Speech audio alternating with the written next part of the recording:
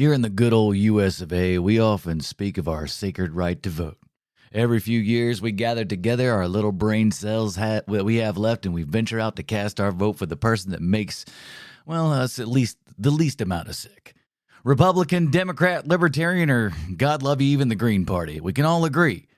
Seeing Matthew Broaderick get stung in the eye by a bee is awesome. Welcome to Half-Ass Movie Podcast.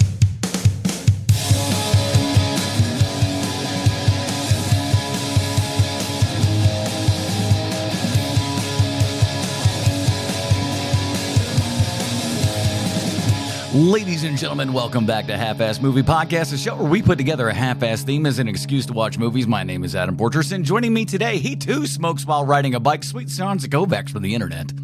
It's not like I'm a lesbian or anything. I'm attracted to the person. It's just that all the people I've been attracted to happen to be girls. It happens that way. And he too thanks God every night for what he's been told is a large penis, Bruce Leslie.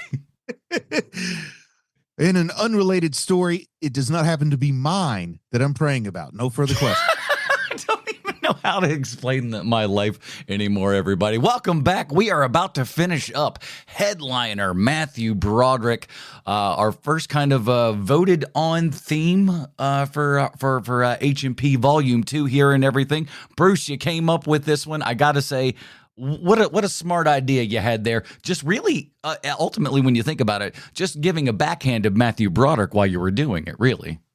Yeah, I mean, it was a stupid joke that turned out to have some legs to it. Hey, that's pretty much, I think, the origin of this show, if you know, on all counts, if you really go back and think about it for the most part. I would say about 90% of our best ideas come from just flat-ass, bass-ackwards thoughts. Yeah, somebody just said, like, hey, here's a stupid, like, literally, Half-Ass Movie Podcast was 11th hour name change. I was going to say, Sean says 90% of our good ideas. I say both of our good ideas were accidental. No. Yeah. And after that, who's to say what's to happen? But so, yeah, as the month has gone on here and everything, we're taking a look at the movies of Matthew Broaderick, movies that he starred in, and he had a co-star right underneath him who, after this movie, would go on to be so successful that Matthew Broaderick would never have his name over their name if and they were ever to be in a movie together, which I don't think he's been in a movie with any of these other people ever again post these movies. Am I wrong in that? Well, there was Glory 2, the comeback, but that wasn't very popular. The South shall rise again. It was just him and Andre Brower going out west trying to fight some people at the Alamo or something. Man, also, don't forget about that Honda commercial with Ferris Bueller's Day Off. Oh, that one's awesome. But yeah, so we're on to what and I'm going to be honest, I'll show my cards a little bit early here. I think this may be, at least of the movies that we watch, Matthew Broderick's best performance. Oh, that was a question I had in my notes to ask. So let's go ahead and I think it's his second best. I think that what he's doing as Ferris Bueller literally launched 1,000 careers of young gentlemen who are cute. They said, yes, this is how I shall do it. I'd like to think that those guys have all little cards that said young, cute gentlemen on them that they just hand out. I think there's something beautiful in seeing this as an unofficial sequel to Ferris Bueller. Like, Ferris grew up and all he became was a civics teacher. Sloan left him for some rich kid in college. Let's say it was Cameron, to make it even harder on him. And Cameron did go to medical school. And here he is with his new wife living in Omaha. I like it that Ferris Bueller turned into this guy. That's a good way to look at it, but I think for me mostly it's just seeing Matthew Broaderick be put upon. Maybe that's just it's his most physical performance, right? Yes, and he also does it very well. He does put upon very, very well, I will say. But which is a total change from, the overly confident and good luck having Ferris, or the guy that he was in Project X, or the colonel he was in. I mean, he had some real bad luck there at the end of Glory, spoilers, but he had a lot of good luck along the way.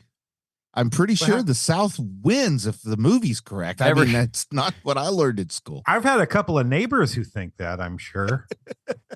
Everybody goes home in a Cadillac. That's the end of Glory. We all know that one. It's like a really good episode of Let's Make a Deal. That's awesome. Oh, man. But before we get into all this good Matthew Broderick stuff, we do want to say a giant thank you to the people that support this show over at patreon.com/HMP. Those awesome pokes get pre-show, post-show, Dinger Zone. And in this week's Dinger Zone, we talk about what our upcoming event will be for next month here and everything. We'll talk a little bit about that at the end of the show. But to get a little extra information, check out patreon.com/HMP. Join up at any level. At whatever you think this show is worth, throw that back our way. Get some more content at the exact same time. And here's the thing, man. Whatever it means to you, if it's $1, if it's $20, whatever it is, we got people all over the spectrum. Whatever makes sense to you, we just appreciate it. And we love all of you guys. Thank you so much for doing that and sharing the show with other people. Write us an email, halfasspod@gmail.com. We'd love to hear from you. Let's get into it, boys. Here's the IMDb plotline for Election. As we all know, IMDb 100% correct in everything they say and or do. I love this one. A high school teacher meets his match over in an overachieving student politician. That is very much the plot. But that's about as simple as you get. This is written by Tom Perrotta. He wrote The Leftovers. Alexander Payne, we'll get into him in a second.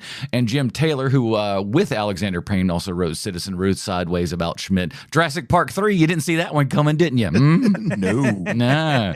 How about Now I Pronounce You Chuck-a-Larry? Oh, that's right. But don't worry. Seriously? I didn't know that one. Yes. That's That amazing. patented Alexander Payne dark humor there. He also wrote Downsizing, too, so you got that. But directed by Alexander Payne, who did Citizen Ruth, About Schmidt, Sideways, The Descendants, Nebraska, Downsizing, and The Holdovers, starring Matthew Broderick, Gracie Reese Witherspoon, Chris Klein, Jessica Campbell, Mark Herlick, and Paul Reeves. This movie came out in 1999. I was a what is it? Sophomore. That's the next to last. That's 11th grade, right? I was in 11th grade in 1990. Well, 11th, 12th grade, I guess, in 1999. I did not see this movie in 1999, which I'm kind of surprised about because I feel like this would have been so up my alley, but for whatever reason, it did not connect with me, and I feel like Matthew Broderick's the reason for that come in 1999. I had never heard of this movie when it was out in the theater. And then it showed up on cable, and my ex-wife watched it on cable and said, this is a really funny. She says this is a really funny movie. You need to watch it. So we went and rented it at Blockbuster, whatever, and I watched it. And I do remember this being right around 2000, because you'll probably remember this, Sean, and I don't know if you were in tune with it enough to remember, Adam, but in like 2000, 2001, there was a whole lot of talk on the news about counting ballots in Florida because it was the Al Gore, George W. Bush presidential election. And I mean, they were talking nonstop about ballots and elections. So like HBO, Cinemax, one of the premium networks thought, it'd be funny. Let's just keep showing election as like people saying, haha, this is the same thing that happened at this high school is going on in our nation now. Yeah. That kind of thing. Hanging chads. Yeah, a lot of election talk. So when I saw it, it was already, over a year old. Sean? I loved this movie the first time I saw it. I'm going to say that I watched it on video as well. I definitely didn't see it in the theater. Being a father of two and all in 1999, two babies. But it was one of those movies where it was surprising, because even then, it's still to this point, you still think of, at least I did at the time, you think of Matthew Broderick as somebody who's like, like fun and funny, and his movies are fun and he's cool, and he is anything but in this movie. And I really, really have to bring this up now, because I know that this is about Matthew Broderick this month. Mm-hmm. He has a run for his money as far as like horrible people in real life go, with Reese Witherspoon, who is maybe one of the worst people in Hollywood. Oh, no. She is the worst. I hate her. I hate her. She's awful. But other than that, I used to know her pediatric ophthalmologist from down in Nashville, but he only knew her when she was a kid. it's just like when she was 7, she was a delight. He said, I didn't think she was all that pretty, but she went on to be famous anyway. That's good. That's great. Gross. That's great. Don't send her to Hollywood. She is the worst. She's awful. If you need any proof of that. The only proof I actually have is when she got pulled over by the police about 10 years ago. That was in And Atlanta too, wasn't it? I'm not sure, but she tried to do you know who I am, her way out of it, out of a DUI. I don't know how that ended, but she's still alive, so not the way that I was hoping. I like the new Justin Timberlake story where he's just like, oh man, this is gonna be bad for the tour, and the cop's like, who are you? He's too young. He had no clue who Justin Timberlake was. So he was just, as far as he was concerned, he was just booking a dude for drunk driving. Oh man, Just that's so some weird guy. to think a cop is too young to know who Justin Timberlake is. Yeah. I remember a day when the cop would be too old to know who he was. Now he's like, I don't know who you are, old man. You're coming with me. And so because she is in this movie and she's basically playing herself in this movie, at this time in her life, it's perfect. It's like Keanu as Ted, Theodore Logan, where it's like, oh, this is exactly who this person is currently. What studying did you do for this role? Studying for what now? Exactly.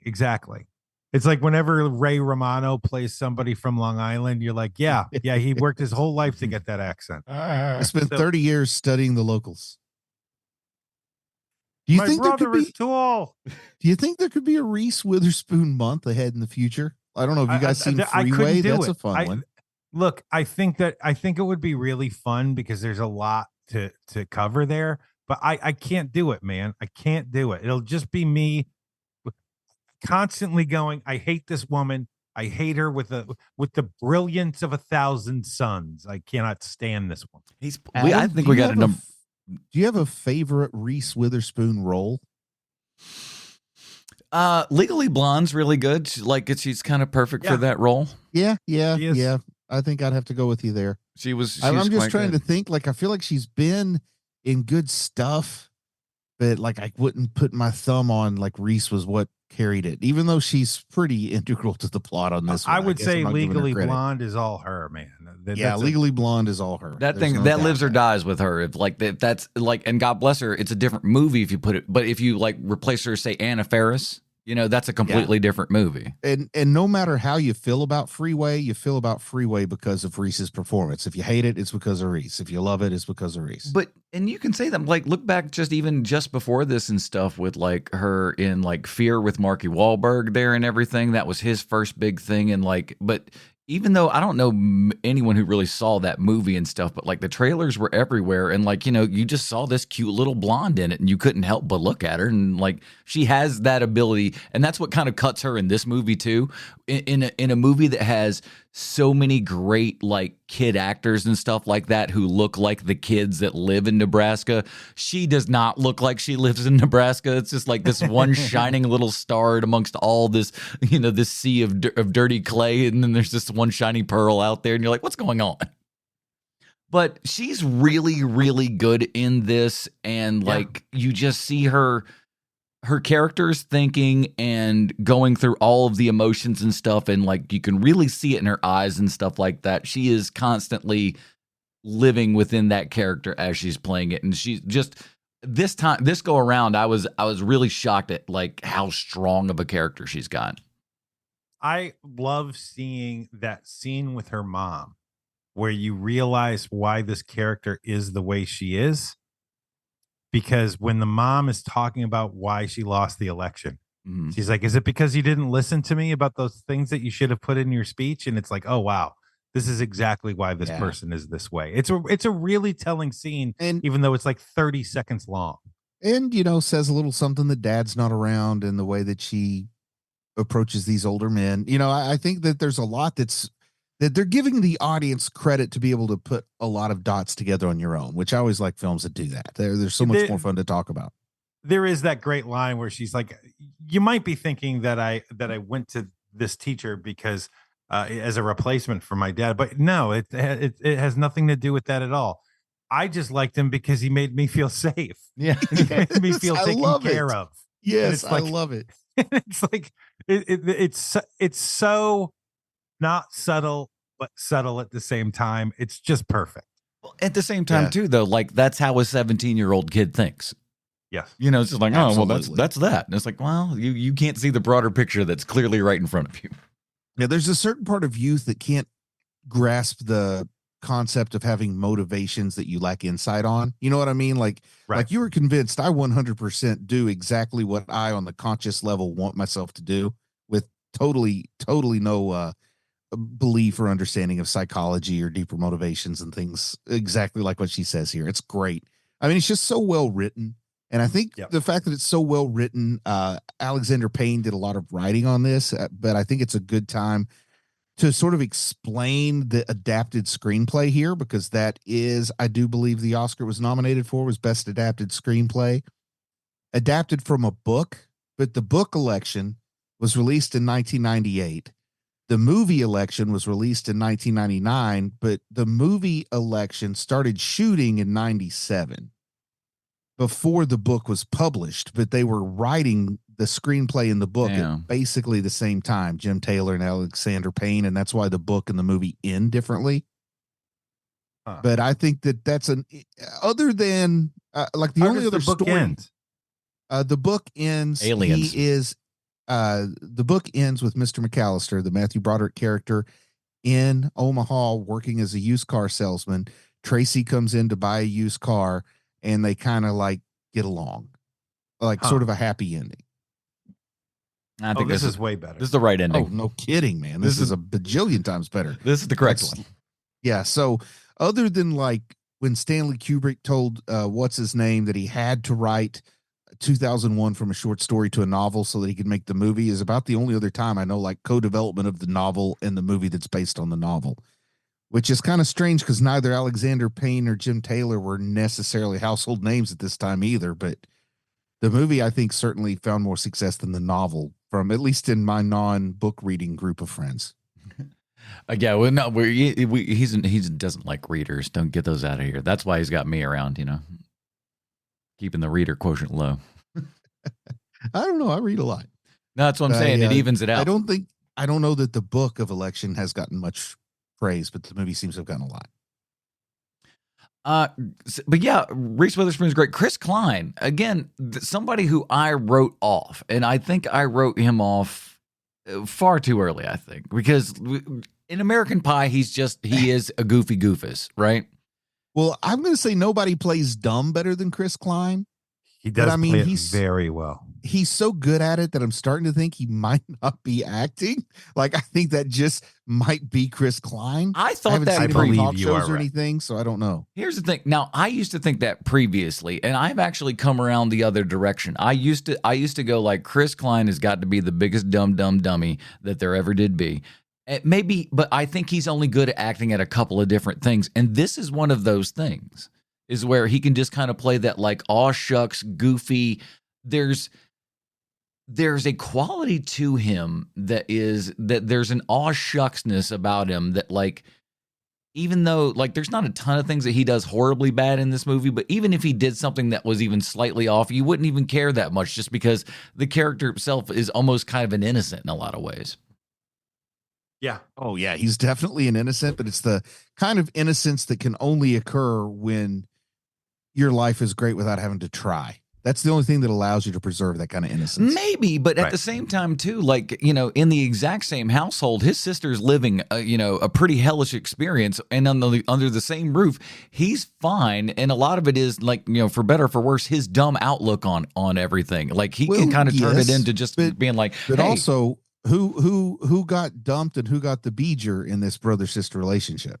Yeah, but like he's so dumb he doesn't even appreciate it. He is definitely dumb. I love that. He does. He's just like, well, I guess this is just kind of what happens. And like, I think that was also part of the great thing about this movie is just like, to varying degrees, of course, I think we all know a lot of people that are like the people that are in this movie, the Chris Klein type, the overachiever, you know, Tracy type and all that. Like those people existed, not to quite these levels, of course, because we got to make a movie here and everything. But A lot of these characters struck really true with me of people that I kind of knew in high school in one way, shape, or form. I definitely related to the kid counting the ballots. I was always like that kind of guy. Yeah. What a great look for those two kids. My guess is they're, locals or whatever, but they look fantastic. They look like that one kid looks like my brother, for Christ's sakes.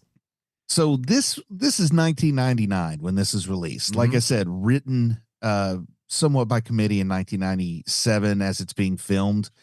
So it takes a little while to produce it. But anyway, the point I want to get to is this character of Tracy Flick, in your opinion, do you think it was influenced by Monica Lewinsky, who, Adam, you may remember was in the news a lot? Oh, I know. Listen, you can't not know that. Come on. If she was influenced by it, it's of the public perception at the time of who Monica Lewinsky is versus I don't think that Alexander Payne had inside scoops or anything.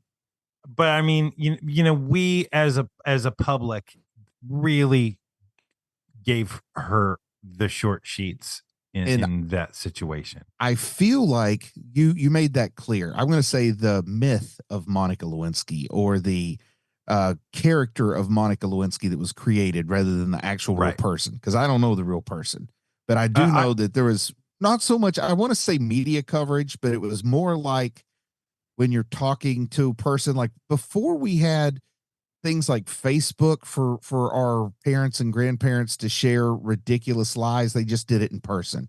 Now, a lot of people may not know this, but there was a time where you could be sitting next to, let's just say purely theoretically, your mother-in-law, and your mother-in-law would say something like, well, Monica Lewinsky told everybody she was going to DC to get her presidential knee pads. Say this stuff, and I would believe it. I didn't know any better. What was I? I was only 20 something.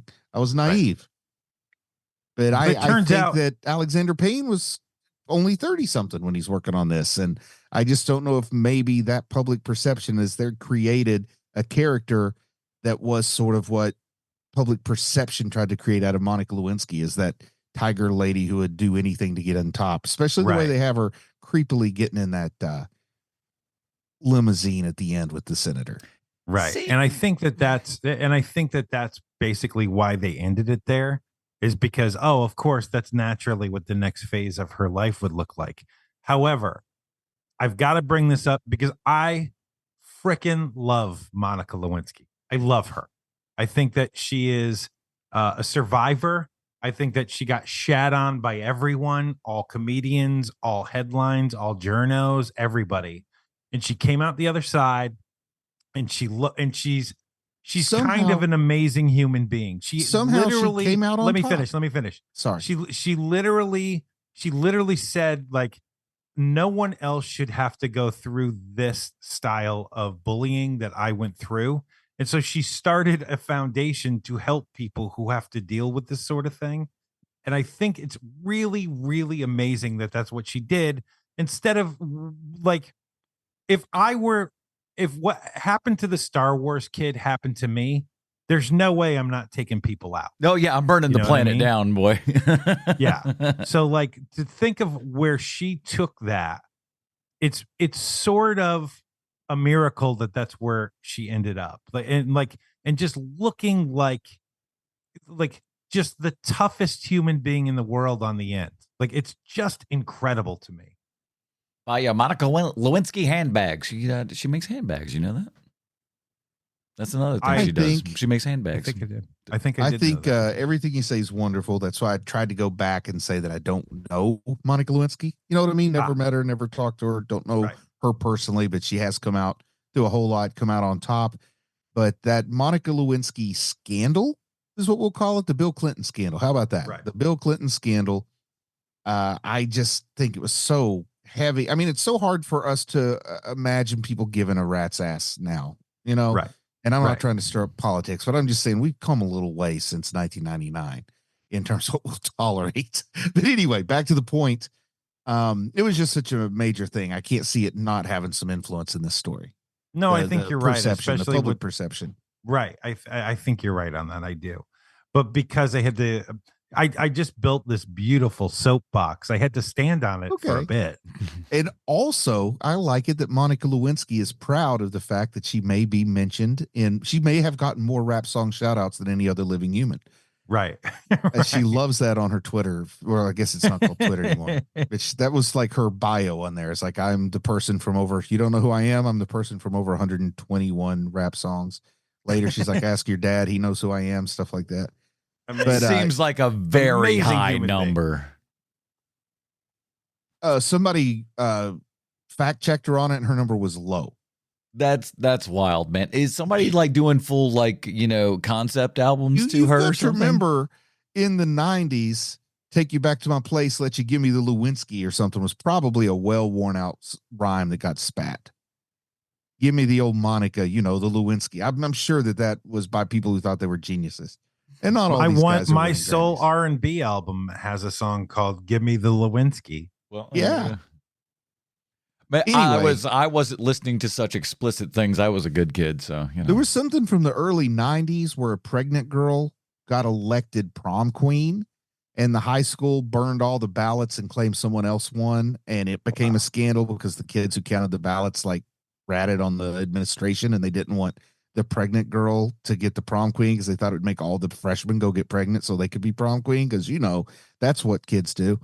But anyway, I gotta get it, Ma. I gotta get the. I gotta draw get you the a picture on why they get pregnant. Gotta get the crown. But anyway, Ma. they claim, the creators, Alexander Payne and the other guy that I've mentioned before, they claim that running across that story was a big part of the influence on this. But there's got to be some DC stuff too. So are you still into Gerbert full time at this point, Fortress? I'm not a full time Gerbert guy, but I'm a dabbler. You got a toe in Gerbert. Listen, you always had it far dirtier than I thought. You always it's leave a religious a little puppet show. Yeah. Oh, I remember you guys mentioning Gerbert before. Okay. Yeah. Well, for what it's worth, when I was in college, I had a girlfriend who was eerily similar to Tracy Flick. I would go so far as to say her name even kind of rhymed with her. Now, I dated this girl circa 96, so, she was old news by the time I saw this movie. But it was so similar, I had to start looking up, did Alexander Payne ever date this girl? Like the name was the same, a little bit of the fooling around with a high school teacher when she was in high school thing was the same. The working for a senator in DC after graduation was the same. She wound up, I'm not going to say much more because she has a bit of a public persona. She wound up on Glenn Beck's radio network and doing a podcast about how great fossil fuels are, like how fossil fuels will save the world. Well, they've done good so far. Married to a guy whose father's a billionaire, and the guy will inherit $1 billion someday. So she's got her own private jet. The family she married into used to own Funimation. Wow. Yeah, but she is definitely a Tracy Flick, man. Same political party and everything. It's just crazy. Wow. Do you guys ever? I'm going to quietly send you the name so you can see what I mean by it was similar to Tracy. Yes, please. But once again, she does not use her real name, but I still don't want to spit her real name out there. Sure. Julia Roberts, I'm sorry. We got to call you out in the air. It's listen, Bruce is hiding behind this sort of stuff, but I'll put it on Front Street for everybody. Julia Roberts, you're on blast, sweetheart. Well, she shouldn't have dumped me for Richard Gere. Your gerbil's bigger, right? Of course it is. I use a guinea pig, bro. You heard the beginning of the show. Nice. I love the fashion of this thing, again, because I was in high school in 1999. Again, looking back on this many, many years later and everything, I'm just like, this is absolutely accurate to everything that we were wearing. How the building looked from the cinder block walls and everything. I'm like, they shot this in a school. This was not a set. This was real stuff. The crappy carpet and everything. That's another thing I like about this movie is the set design on a lot of stuff is really, really great. It is good. When we get into the sister's room there and everything, just the little junk that's all around, just really good little stuff everywhere. I love it.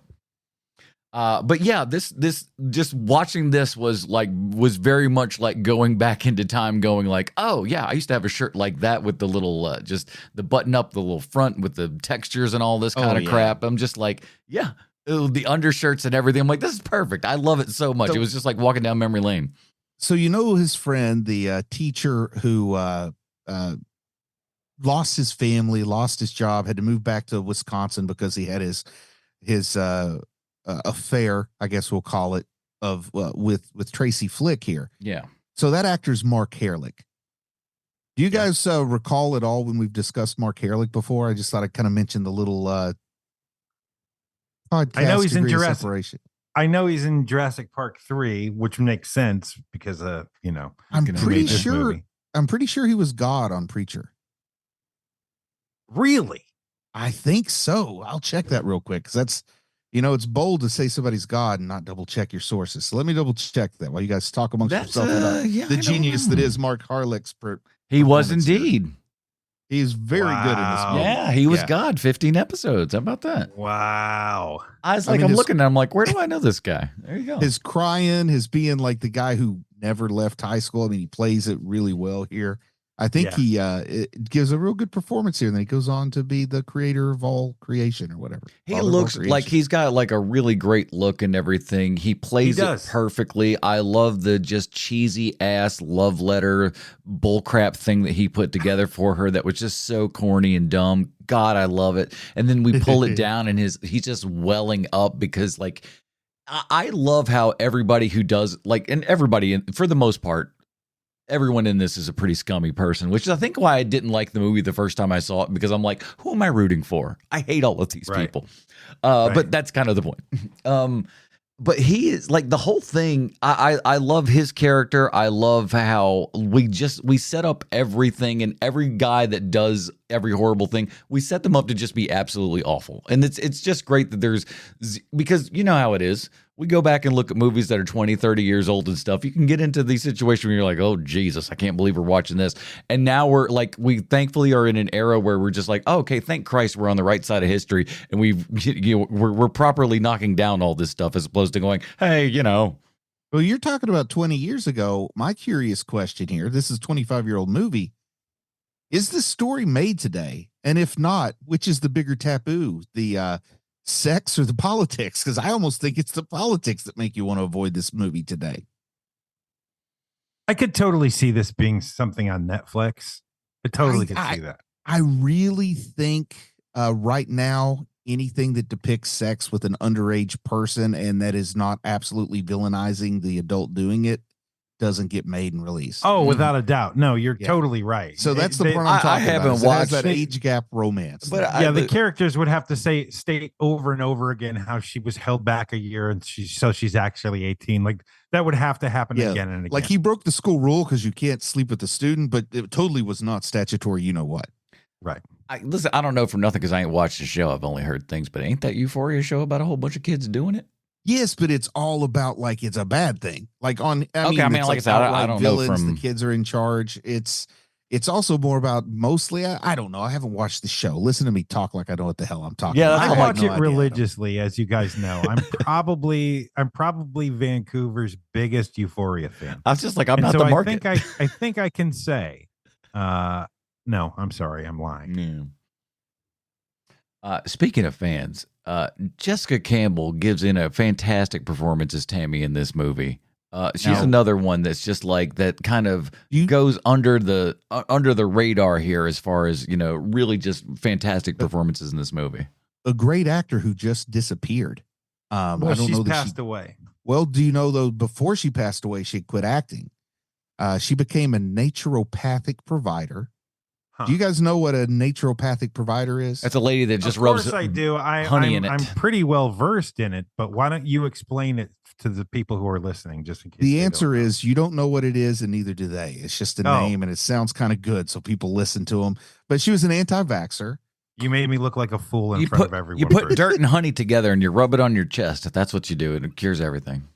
Well, she was an anti-vaxxer who died in December 2020 with flu-like symptoms that no one knows what it was. Because she refused to be tested because she's a naturopathic the big mystery provider. We'll never know. But the locally sourced honey did not cure her. So there, that's my soapbox. You had your soapbox. That was my soapbox. Don't go to former actors who are naturopathic providers.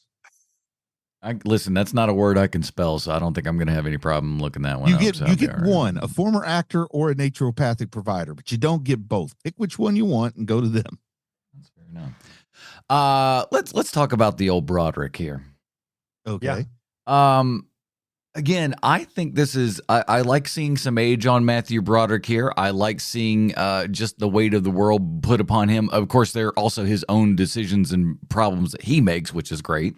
But man, oh man, does he just he gets put through the ringer in this movie in the best of ways.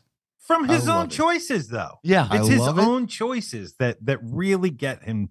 Like every time he makes a poor decision, he gets he has to pay for it. It's pretty great. His character's luck in life seems totally on par with where his career is at about this point compared to Ferris Bueller. Like Ferris Bueller, man, everything is coming up. Ferris, he's in the parade. He's got the best looking girl. And Matthew Broderick was just showing up and getting leads back then. Now he's got to get stung in the eye by a bee if he wants to be in a lead. And this is some indie film with a budget that's nothing compared to what a Hughes flick would have been. So I think he is actually channeling his own career in the schlubbiness of his character. And I love it.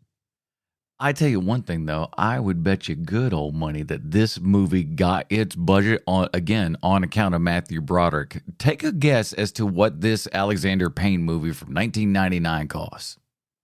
$25 million. I think we don't know the answer. No, you are. Well, Sean is dead on, so I think $25 million. I think this, and again, his movie before this was Citizen Ruth that went through all kinds of problems. And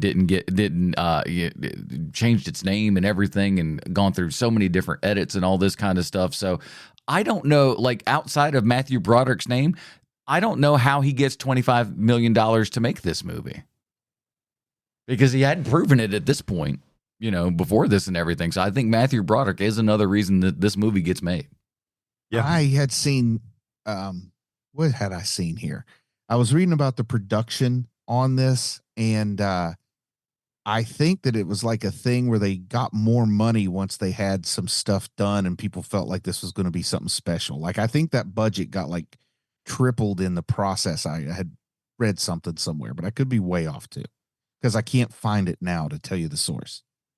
I'm a little bit peeved at myself because I didn't get this movie because I knew we were doing Matthew Broderick month. I knew we were doing Election, but I didn't pick the Criterion Blu-ray up when the sale came on there and everything. Let me see. I could have even more background.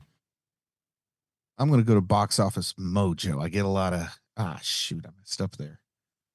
While you're doing that, 99. Are we still in that whole jailbait?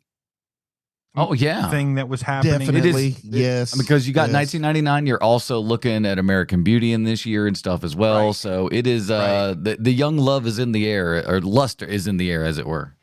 Because Spy Magazine, when they still made Spy Magazine, I remember they had a cover photo which was jailbait of the year, 90 whatever, and it's just making fun of how sexualized young girls are. And I don't remember seeing Greasy Reezy on it, but all of your usual suspects are there. Your Liv Tyler, your Alicia Silverstone, all of those people are there. And so to have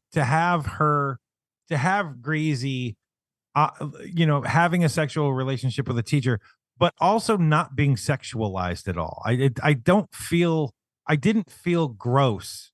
I mean, we're still pretty close to we're still pretty close to the Hit Me Baby One More Time music video, which I mean, used a real 15-year-old to sexualize schoolgirls. So it's still in the zeitgeist pretty hard. And the fact that she doesn't pull off some kind of Britney Spears looking outfit to try to be sexualized, and also the fact that they don't go more erotic with the lesbian kisses that his sister has, shows you that Alexander Payne wanted to rise above the trends. Because it would have been great. It was pretty trendy around 99 to have the I guess the term they used, I hope this isn't terribly offensive, but the lipstick lesbian makeout scene that was totally unrealistic. And this tends to look a little bit more like what I imagine it would be like. I've never been a teenage lesbian. I don't think you're offending anybody by using that term. I think, I mean, because I mean, it's it's the best descriptor you can have for what that is. And the 90s was replete with it, you know? Yes. And it's all like Yeah. that fake, like that fake girl power thing. I mean, Like was Reese in Intolerable Cruelty? Yes. Because they even had that male gaze girl on girl kiss with the stringy spit with what's her name? Buffy the Vampire Slayer kissed the Blair is in her name somehow. The one that was in the Hellboy movies. You got Selma Blair and Selma Blair. That's it. I could not remember Selma Blair's name. And then Buffy the Vampire Slayer. Freddie Prinze Jr.'s paramour. There's no moment in this movie where you feel awful watching it, where you're like, oh man, I can't believe that they used to make movies like this. There isn't a moment like that in this movie. And it feels like it could be. Like, it feels like that moment is like lurking around the corner, but it never really shows itself, which is nice. You can just go like, oh, thank God. Because even Broaderick's character at the beginning looks at his coworker and just goes, hey, what you're doing is wrong. You realize this is very, very wrong. And so at least this is the worst thing you can do. Yeah. It says to him. Which is hilarious because then he goes and does every worst thing himself, which is great. Yeah. I feel like a movie. It feels like a movie that could never be made today because it's too good. Like we've made some arbitrary lines in the sand that you can't cross, that this movie crosses in the sake of sort of cinema verite. I mean, it feels to me very close to what I would imagine your life falling apart at 35 years old would feel like, you know, not that people like Sean and I would have any experience to draw on. Hey, my life's pretty apart. Man. Come on. It's funny because that moment where he's outside and like, you know, like just losing his mind at that moment. I was trying to flash back to what my moment like that felt like during that time for me. And none of and literally it was like, you know, none of what happened to me was by choice. Like it wasn't my choice. It just turned out that everything that's happened since then has been a complete win for me. But like, but like it wasn't by my own design, like it is Matthew Broderick's character here. But I can remember feeling like, oh no, I've got to change everything now in order to get through this. And I did. Well, you know, when he's at the hotel there and everything, he goes to the vending machine and goes to get his little kit there and everything, and it kind of stalls out in the middle, and then he just goes ape shit on the vending machine and everything. Right. Well, that was me today about everything. That going ape shit and yelling. That's why my voice sounds terrible today, everybody. I've been yelling because I've been angry. So how many vending machines screwed you over today, Portress? God. Jesus. Listen, between cutting myself and punching things and yelling at stuff, I don't know how I'm living at this point. So it's been quite a tale. I think you may see the humor in this a little bit more than Sean will, Adam. But when he like got the hotel room and he goes and he cleans off his nut sack and he's like getting all prepared for the girl and she stands him up, to me that kind of felt like trying to put together a night of D&D. Where you're getting the space, you're making sure the room's cleaned up, the game room's cleaned up, you go out, you pick up snacks, pick up beer, then suddenly person after person has to cancel out, and there you are, just eating a family-sized bag of Doritos by yourself. Can I tell you that I ended up getting married on account of that actually happening? You got married on account of D&D? It wasn't D&D, but it was a party that many people were like expected to come to, and only one person showed up. And that's all you got to do, everybody. Just show up to a party that invites you to. I'll marry you. I don't care. I've always said that the only thing worse than a party nobody shows up at is a party that one person shows up at. Yeah, because then you still got some obligations, and it's going to be bad. Yeah, but then when you end up having sex with that person, it's not the worst thing in the world. Well, Sean, remind me not to accept Adam's party invitation. Yeah, Bruce, you want to come over? You want to come over for some parcheesi? Roll the dice, boys. Let's see what happens. I got a D20, and I'm not talking about dice. We're rolling that natural on that one, boy. What do you think of my D6 there, Sean? Lordy. I gotta look out for you. Terrible. And moving on. What were we talking about again? Are we still doing the podcast? Or are we done? Yes. So I like, again. Ooh, I got to share something before I forget. Go ahead. Okay. Because Election exists in the same universe as Sideways. Did you guys know that?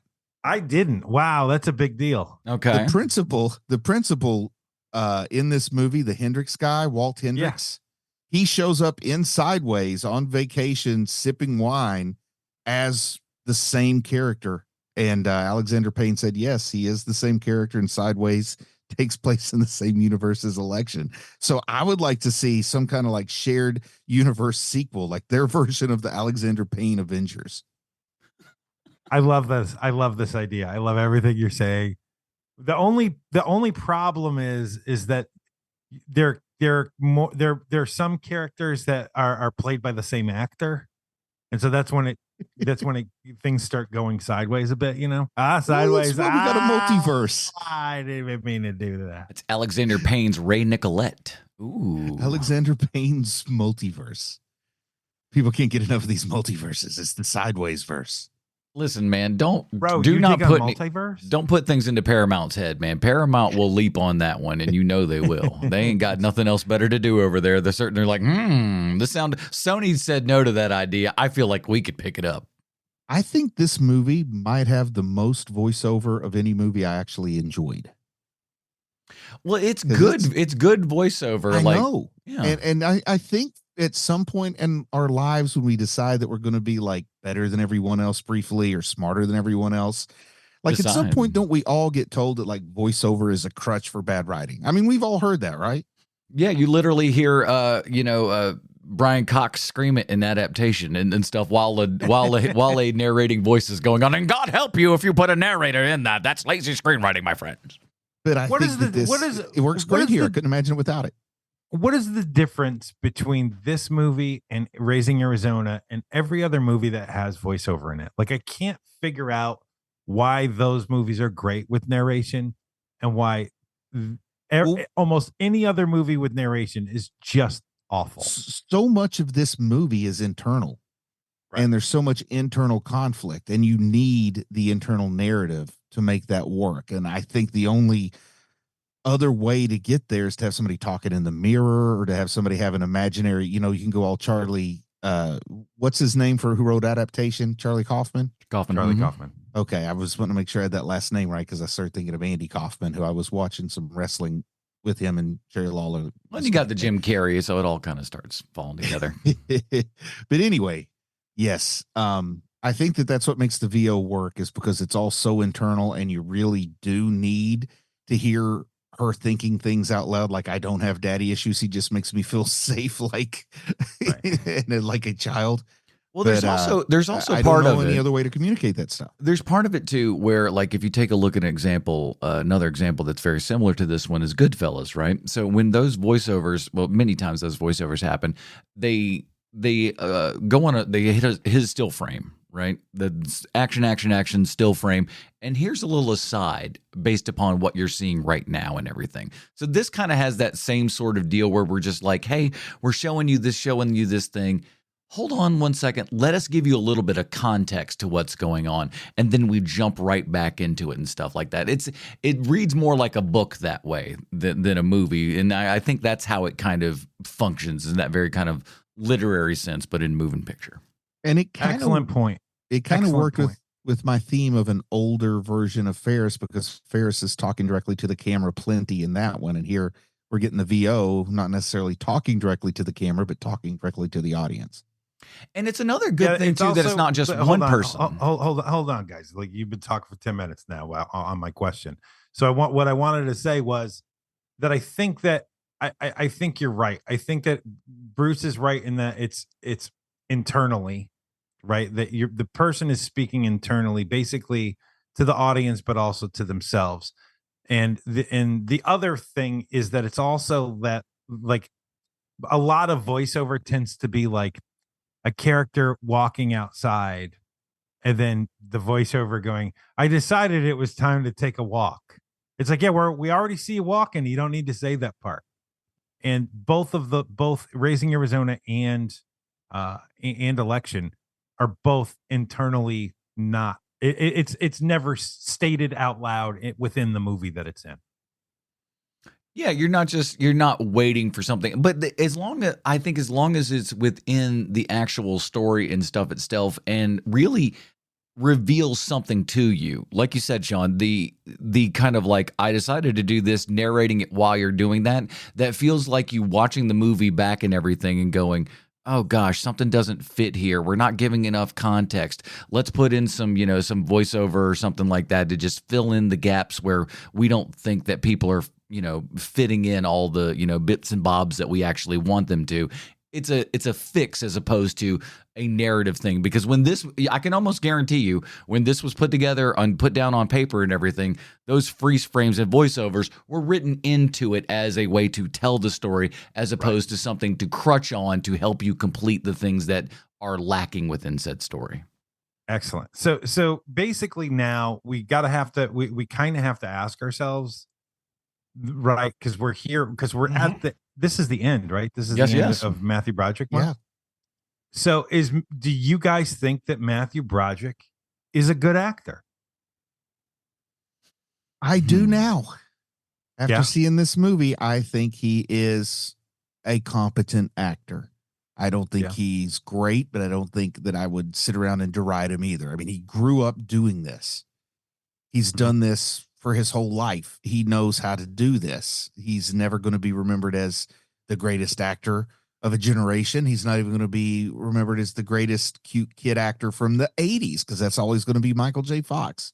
Yep. But I think he's competent. And, I've seen him in some more recent stuff, which is lower profile, and they don't ask him to do a lot, but he does what they ask, and he's competent. So now you need somebody to play an old man in your movie. He can play an old man in your movie. I don't want to sound like I'm shitting on anybody's front porch here or anything, but it's kind of amazing how far Matthew Broderick's career has gotten and how, long-standing he's been. And he's good. He's not amazing, but he is very good. But like as long and varied and wide as his career has been and everything, I'm just, sometimes I'm surprised, because I feel like he's not a middling talent, but just not an amazing talent, especially coming from like that era and everything. Also, aren't we playing like a little game? Who besides Matthew Broderick could have gotten this movie made or whatever? Like, who else could have done this? Well, let me finish, because you guys just talked about whether you think Matthew Broderick is a good actor or not, and like a good co-host would do. So, Sean, what do you think? I'm glad you asked, guys. I was almost finished with my final thought, but that's okay. Okay, go ahead. So, I think he's gotten to be a better actor over the years and everything. I think he's grown, but like, I don't know that he's ever going to have that level of where you're like, boy, oh boy, Matthew Broderick in that movie. He's always very serviceable, and I think that's what you get at him is a decently serviceable job these many years. Sean, what did you think about Matthew Broderick? Thank you, Adam. I'm glad you asked me. A fine co-host. You have a prepared statement? So here is what I think. I never thought I would be saying this about Matthew Broderick, but Matthew Broderick is basically like Ryan Reynolds in this fact. Ryan Reynolds is great in that lane that's the Ryan Reynolds lane. I think that Matthew Broderick is great in the Matthew Broderick lane, meaning that unlike Ryan Reynolds, Matthew Broderick basically has two lanes. He's got the lane that he had when he was a kid. Your Ferris Bueller's Day Off, your War Games, like he's kind of a smarty, cute boy at that point. That he was great in that. Then he ages out of that, and then you have the second part of his career, which is this, The Producers, where he's that character that's the put upon person through basically his own actions, but he is put upon in those movies, and he's great in those movies. But anything that's outside of that lane, Matthew Broderick is dog shit. I think that Matthew Broderick is awful in Glory. He is literally the worst part of that movie. Also, he's completely wrong for Project X, because not a single person will ever believe that dude flew fighter jets. That is not a thing. That's a hard as nails military man, and you know it. You take it back. Take it back. But none of those things work. But if you give Matthew Broderick the right role, he is going to murder that role and be great in that role, and everyone's going to be talking about how great Matthew Broderick is again. But anything outside of that lane, he's not right. Like, you don't want Matthew Broderick is the really cool dad. Like, Adam Sandler is his son. That is never going to work. You know what I mean? Yeah. Like, that is a terrible, terrible movie. But like, Election, he is great.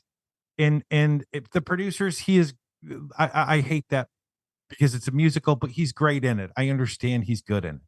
Like, so in that way, he's like Ryan Johnson or Ryan Reynolds. Ryan Reynolds is good as Ryan Reynolds. And I think that I think that he is a good actor at times. When you put him in the right thing, he's great. But anything else out of that, and that was kind of his problem in the early 90s, is that he kept being like, no, I'm the everyman. I could do anything. And it's like, no, buddy, no, you can't. I got a question for you, Sean. Yes. Who do you think, instead of Matthew Broderick, could have played this role in this movie? That is an excellent question, Bruce, and asked at the correct time. I think that if you have somebody that can work within that Alexander Payne method of work, I think that your Edward Norton could probably do that as well, especially in '99. I think he probably could kill that role. And I apologize. Who did you say before Ed Norton? I just said Ed Norton. Okay, good. I thought I missed somebody for a second. I apologize. No. I think your Edward Norton is probably your best bet. Maybe even like 99. Is it too early to bring in Matt Damon? I think it's too early for Damon. Too early. I think it's too early, but I like the idea of a latter day Damon in this role. I got an interesting choice for you, and you got the Alexander Payne connection there, so that's fun. I got Christian Slater as an odd choice. Ooh, that's really good. Although it would be much more dark and menacing. Oh yeah, it'd be a different character, but like for something, it'd almost be Very Bad Things. Yeah. But I could see him. You know, you can crap on that character real good. Who do you think, Bruce? I think I have an obvious choice, and it's the Alexander Payne connection and Giamatti. Because, we were talking about the holdovers and around the kids, and I think a younger Giamatti in this role is great. Giamatti's already got the droopy eyelids, so you give him the bee sting on it. Giamatti does Schleppy really good. Jesus Christ, it bit me in the eye again. Oh, my God. And that's just the name that popped into my head because of Alexander Payne and Sideways and all that. But but once it popped into my head, I couldn't get it out. Hey, listen, with that in the time machine. I do have beef with Paul Giamatti's dad, but that's for another day. What, you think Pete Rose should be in the Hall of Fame? Yes, I do. All right, boys, let's get down to it. Movies only come in two forms. They're either art or fart. Bruce, Election from 1999. Art or fart, sir? I mean, art or fart, are we not better than that? No, we're not. We're clearly, this is what we do. I think it's art. There's no question. I really, really enjoy movies that make you talk about stuff. Like, this is a movie I can sit and say things that happened in the 90s that it reminds me of, things that happen now, how you wouldn't make it now. I mean, what we just did, I could do whether it was on a podcast or not. So to me, that's art. The only reason I watch movies is to have something to talk about. And this has plenty to talk about. Let's give them something to talk about. I see, man, you guys are so unlucky that my voice is shot this week. Sean? This movie is very much art. I love it. I think it's Matthew Broderick's second best role. I think that it's the only. Did you say what the first was? Ferris Bueller. Okay, that's right. Okay, I couldn't remember. I'm like, I feel like he said it, but I couldn't quite. Yes, go ahead. I'm so sorry. I think it's the only movie that I can watch with Greasy Reezy in it, and it's really wonderful. And if you haven't seen it and we haven't talked it to death for you, check it out. It's great. Yeah, is she in Sweet Home Alabama? Yeah. I think I saw that once. See, I saw a lot of Greasy Reese movies on dates and stuff, so I got a lot of those because that was pure primetime dating time and everything when old Reese was kicking off there and everything, and all the ladies wanted to go see those movies. So. It's an art for me. I actually, the first time I watched this, it was probably early 2000s and stuff. I didn't particularly like it, but I don't know what was going on with me. There's certain times in life where you're on like a train with certain types of movies and stuff, and then you watch something else that's a little bit off of that beaten track, and you're just like, this movie sucks. And then you go back and you like watch it later, and you're like, what was I thinking? This was actually really, really good. This was one of those cases where I first saw it and I was just like, I don't like this movie, but rewatching it several times. It's so good. It's fantastically good, and it's a great little. It's a time capsule for somebody like me that was going to high school in 1999 and stuff. So that's the reason why the next Criterion sale I will actually buy this, because this will be that kind of like comfort film to like throw on and be like, hey, remember what the late 90s were like? They were an awful lot like this show, and I really enjoyed it. So, Well, that is it, everybody. We are done with headliner Matthew Broaderick, but fear not, we got another half-ass theme for you, and we couldn't have dropped it at a better time because this sequel's coming out very soon.